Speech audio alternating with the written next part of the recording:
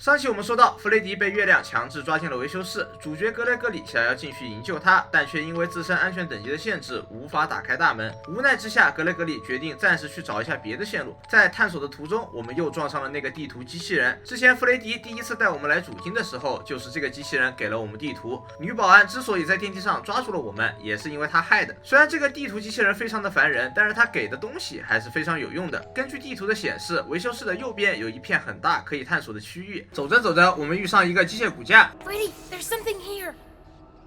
当骨架被激活时，它就会在玩家的视野之外进行一个移动。简单来说，就是你要和它玩1、2、3木头人的小游戏。这玩意算是本作中压迫感最强的怪物之一了。利用骨架被看到就无法移动的特性，顺利溜进了通风管道。没想到走一半，背后就传来了管道的碰撞声，似乎是有什么东西正在追杀格雷格里。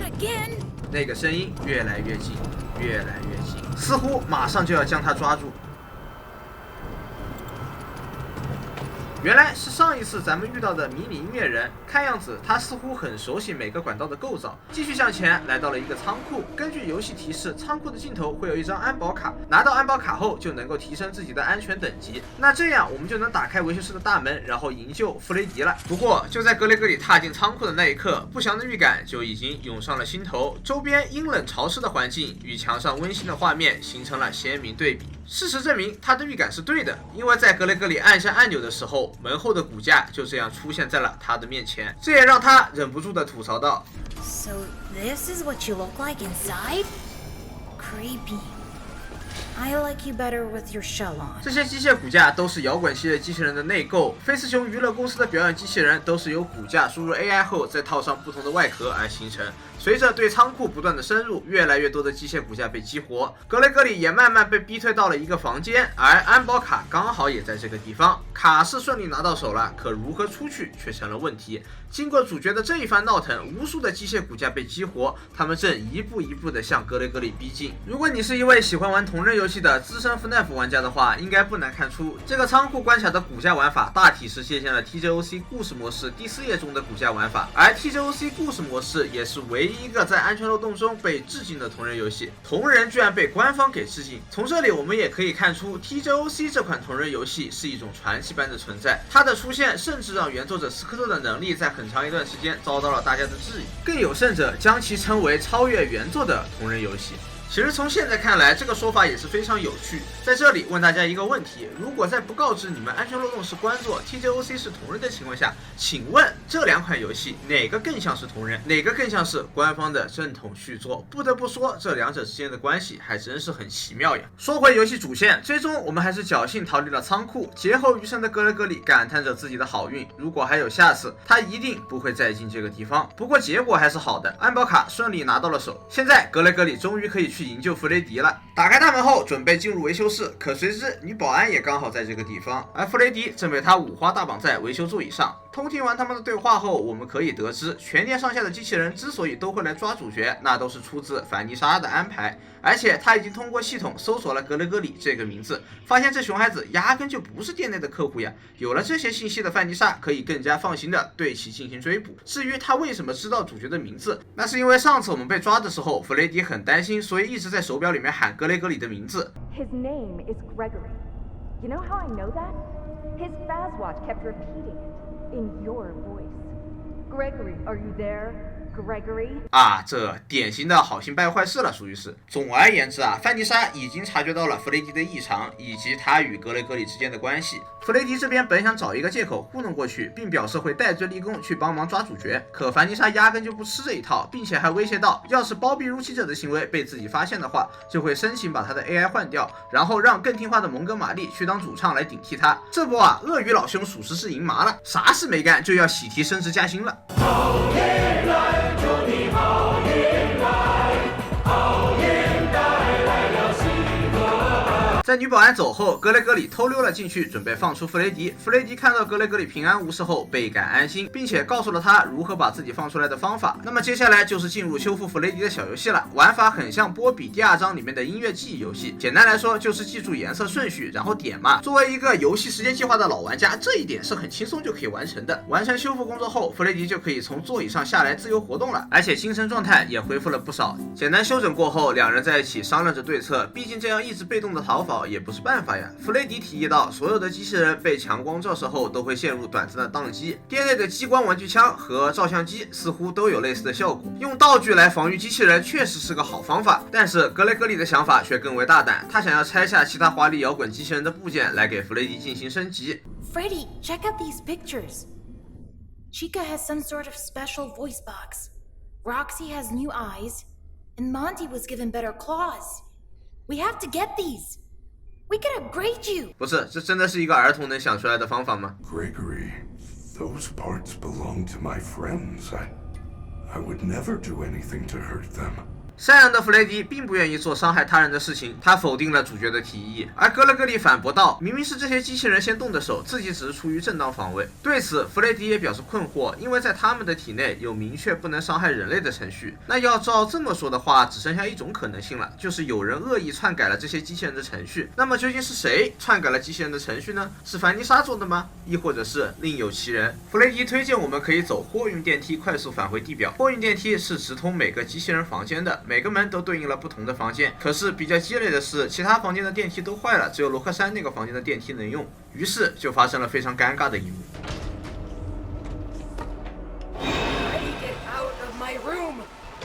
我不打扰，我走了哈。不知各位是否还记得，在上期我们被抓的时候，意外获得了一把螺丝刀。有了这把螺丝刀以后，我们就可以走弗雷迪房间里的通风管道，借此来私闯其他机器人的闺房。奇卡和蒙哥马利都出去了，所以我们可以悄咪咪的进来看一下。在奇卡的房间，我们可以找到一张派对通行证，这个通行证关系到后面主线路线的选择。关于这一点会放到后面讲。我们再到蒙哥马利的房间看一下有什么东西。他的房间居然有一个弗雷迪的新玩偶。不对啊，大哥，为什么你的房间会有弗雷迪的玩偶啊？难不成？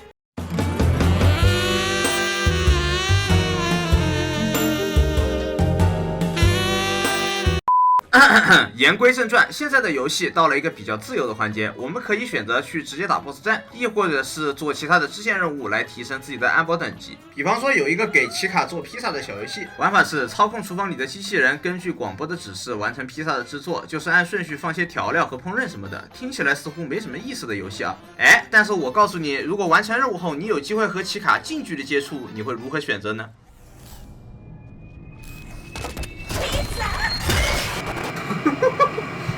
这游戏真是看一次笑一次，热血沸腾的手点赞。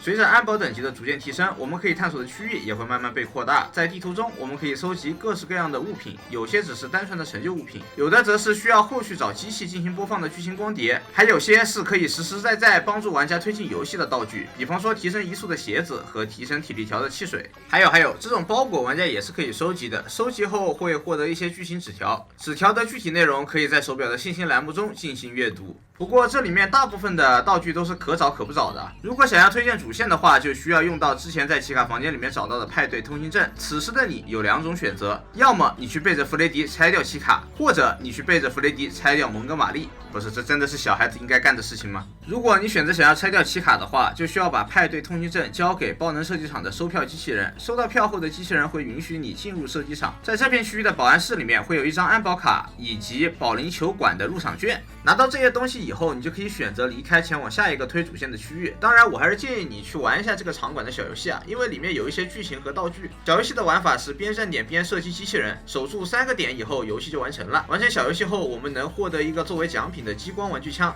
Well done, Superstar. You won the Baza Blaster. Now, go collect your prize from the Superstar Lounge. 根据弗雷迪的提示，来到休息室获得了激光枪，这是一个不错的防身道具，用它去射击玩具的眼睛，这样会使他们陷入短暂的僵直。不过这招对戴着墨镜的蒙哥马利是无效的。除了收获玩具枪外，我们还找到了兔子女的藏身之处，房间里写着范尼2字。 Freddy, that rabbit lady's in a secret room above Fazerblast. It looks like a hideout. I think her name is Fanny? Fanny. It is very similar to Vanessa. And also Bunny. That cannot be a coincidence.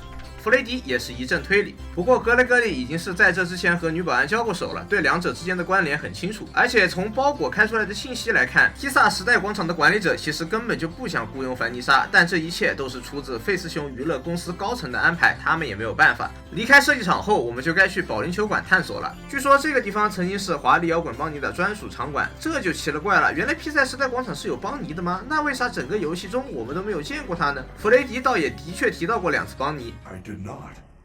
There is no rabbit at the Mega Pizzaplex. Not anymore. And also, Bunny. That cannot be a coincidence. 抱着这个疑问，我们探索完了保龄球馆。在这片区域，我们找到了一个蒙哥马利的不明产物，这是个嘛呀？还有一个蒙哥马利的金玩偶。不对啊，为啥邦尼场馆的东西都是和鳄鱼有关的？其实关于这一点啊，我们可以通过2条信息来进行一个推测。第一条信息是说，随着邦尼的过气，菲斯熊娱乐公司的高层决定启用新的机器人作为他的替补，也就是蒙哥马利。 第2条信息是说，邦尼最后失踪在了鳄鱼高尔夫球馆，也就是蒙哥马利的专属场馆。根据这2条信息呢，有很多玩家就得出一个结论，是蒙哥马利将邦尼干掉，然后取而代之。的确是有这个可能性啊，毕竟人家邦尼是在你的主场失踪的，所以鳄鱼哥是头号嫌疑人的理论也是合情合理。但是其中有一个疑点啊，那就是本来高层将蒙哥马利做出来的目的就是为了取代邦尼，那鳄鱼又将他干掉，是不是显得有点多此一举了呀？所以直觉告诉我，事情没这么简单。我们先抛开邦尼失踪案的疑点，返回到主线当中。根据手表中的信息提示，我们可以得知，刚才我们拿到的蒙哥马利不明产物就是进入奇卡 BOSS 战的关键。它可以作为引诱奇卡的陷阱，把不明产物放在厨房的垃圾处理器下，然后奇卡就会傻傻的过去吃。虽然感觉这个逻辑有点奇怪吧，总之就是奇卡的设定就是会乱吃东西，尤其是披萨口味的东西。而蒙哥马利的不明产物估计就是披萨口味的，游戏中也没有解释为什么奇卡会喜欢吃垃圾。我寻思这公司也没有穷到需要让一个表演型机器人收垃圾的地步吧。不管这些，总而言之，奇卡就是中招了。格雷格里也按下了垃圾处理器的按钮，可惜的是，墙边竖着的拖把卡住了压实机。天真无邪的奇卡回头查看情况，发现没有异常以后，继续埋头苦吃。可邪恶的格雷格里见诡计没有得逞，一个箭步上去将其扑倒。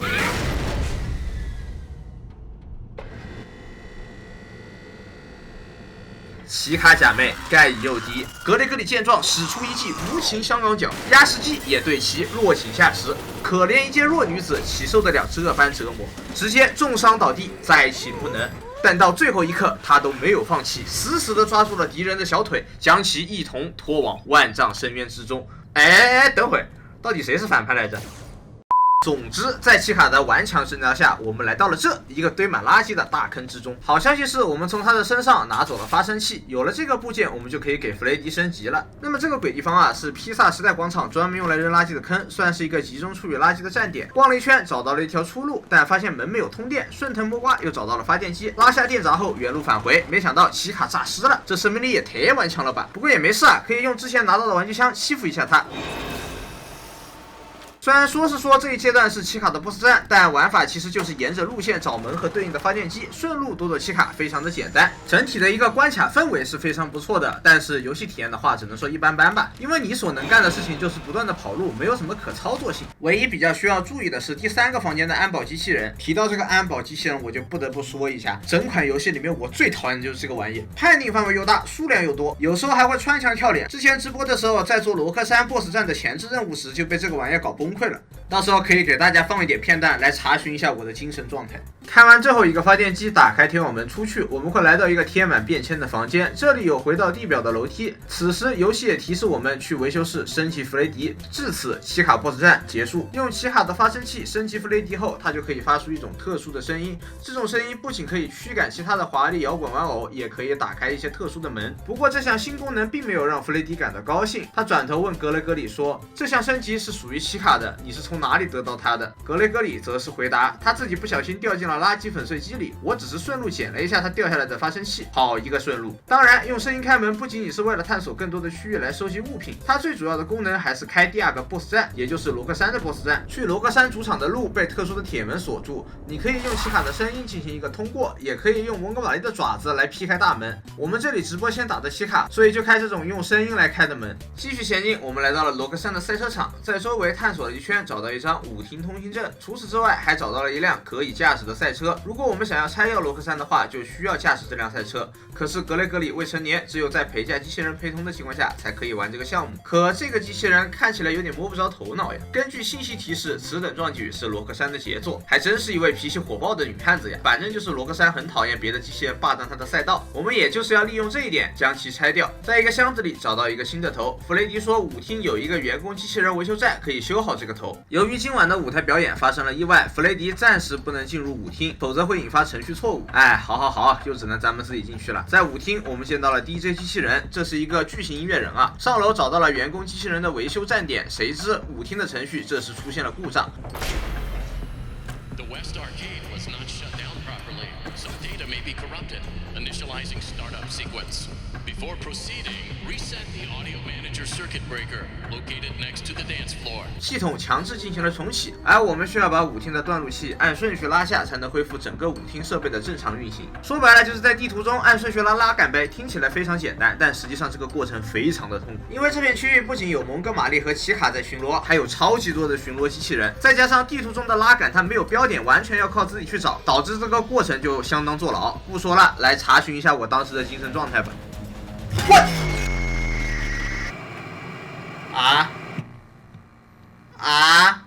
怎么感觉有点怪啊？这第一波体验。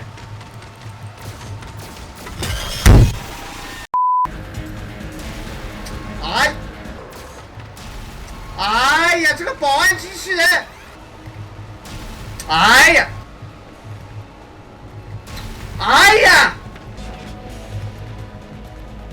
哎，这你又看不到我了。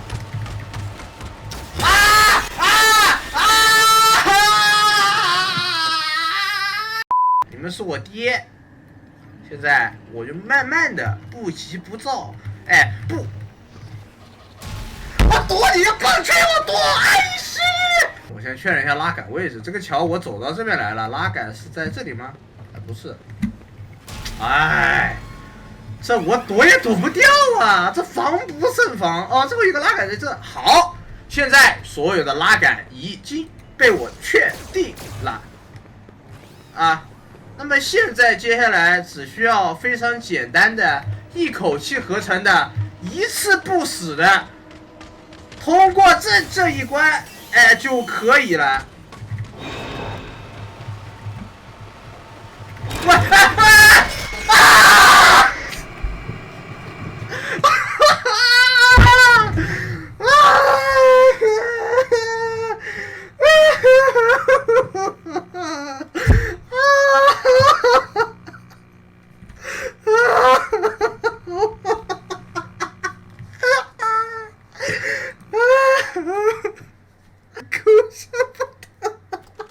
在精神近乎崩溃的情况下，找到了前3个拉杆，而第4个拉杆在维修站走廊的尽头。就在我们拉下最后一个拉杆时 ，DJ 音乐人强势袭来。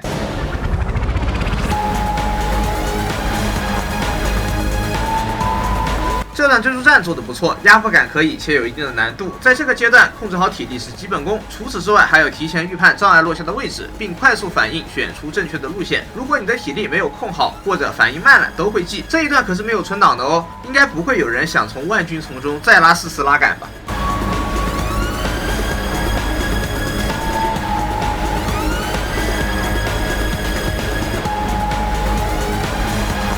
有惊无险的又回到了维修站点，将机器人的头部修好，就可以离开这个鬼地方了。我可不想再来这个地方第2次。回到赛车场后，修好了陪驾机器人，这时格雷格里就可以坐上车，执行自己的计划了。看到又有人霸占自己心爱的赛道，罗克山气不打一处来，想要好好教训这熊孩子。殊不知，这一切都是格雷格里的阴谋诡计。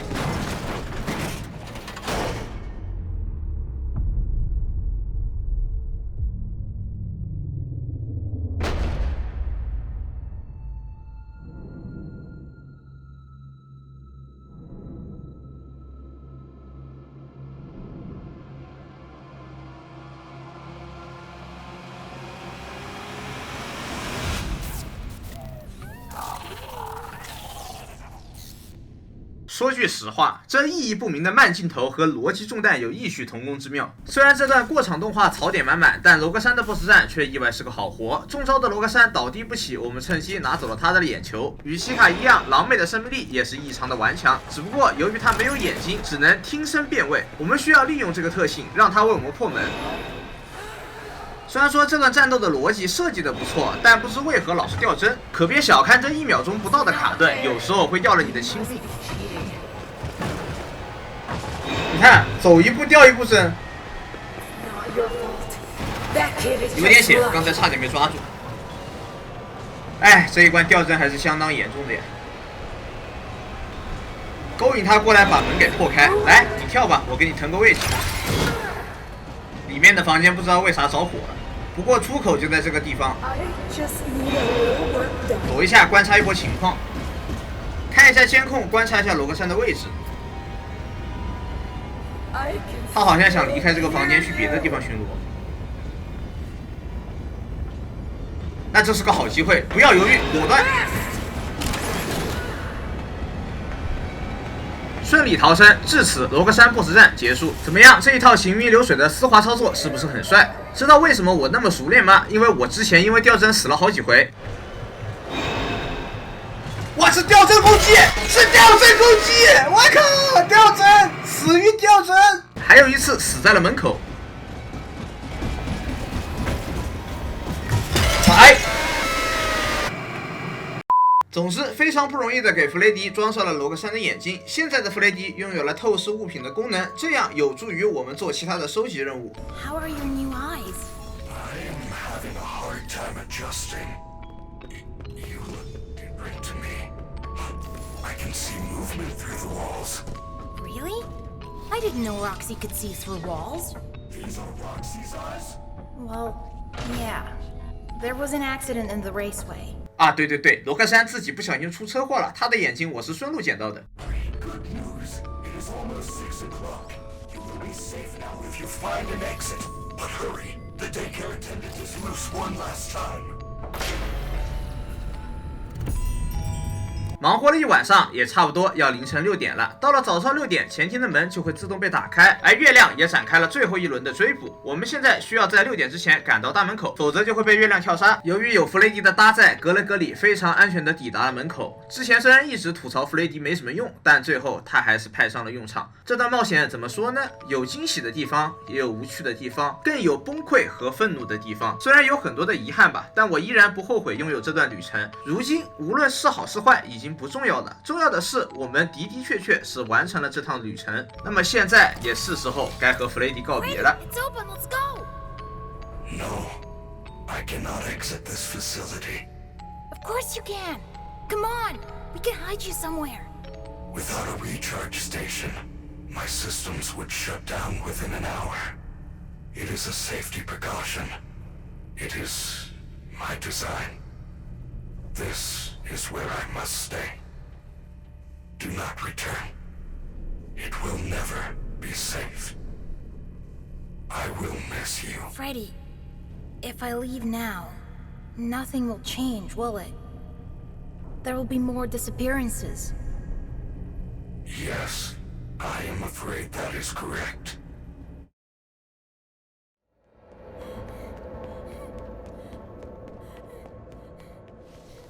逃离时代广场的格雷格里并没有回到家中，因为他似乎无家可归，他只能像一只流浪猫一样，身上盖着报纸，蜷缩在箱子里睡觉。报纸上印着的是最近儿童失踪案的新闻。上期我们也提到过，在披萨时代广场的外围不断有儿童失踪，这一现象不由得让人们想起了上个世纪有关于费斯熊弗雷迪披萨餐厅的儿童失踪案，而这一切的始作俑者正是女保安凡妮莎。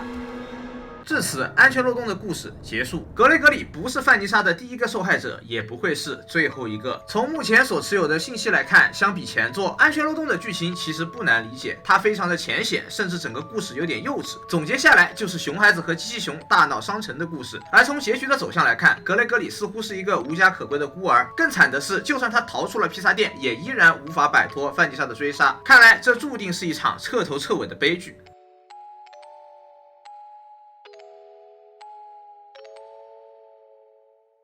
不过等一下啊，既然逃出来也要被抓，自己又无家可归，那我为什么不能留下来呢？ Gregory, you have a choice to make. The door is open, and you can go. Or you can continue to investigate the secrets of the Pizzaplex. I feel there is something else going on besides Vanny. You are staying? I am glad. Here, I found this party pass. There are areas we have not investigated. Lead the way, superstar. 开玩笑，安全漏洞做的再差也是 FNAF 系列啊，多结局这种传统怎么会不保留呢？不仅仅是有啊，安全漏洞更是拥有高达6种的不同结局，其中有悲伤的结局、美好的结局、大团圆的结局、不明所以的结局，当然还有一个无限接近于烂尾的结局。安全漏洞究竟是一部什么样的作品？它是一次全新的尝试，还是一部稀烂的续作？从不同的视角出发，或许会得出不同的结论。无论作品是好是坏，有一点我们都无可否认，那就是制作组在制作这款游戏的时候的确还是用心了。如果你有完整的剖析整款游戏的结构的话，你会发现地图的诚意、玩偶的设计以及游戏整体的框架还是可以的，只是这一次力度用猛了，步子太大，拉垮了点。再加上半成品的问题，很多设计根本就发挥不出应有的效果，所以它与同类型的游戏相比，只能是一款很平庸的作品。不过往好处想，有不少粉丝也是因为安全漏洞的独特风格而爱上了 FNAF 系列。从制作组的角度来看，老游戏需要新鲜血液来维持活力。虽然铁毛羊是否能让玩具熊越走越远仍是未知数，但我还是愿意对此抱有希望。可现在的现实问题是，这部作品在很大程度上已经割裂了粉丝群体。而至于为何会出现这种情况，那可能就要把多结局以及现有的理论全部给大家讲一下，才能够达成共识。所以下期我会以6个结局的剧情讲解为侧重点，分析一下它们代表的含义，以及狠狠地吐槽一下那个本不该出现的烂尾结局。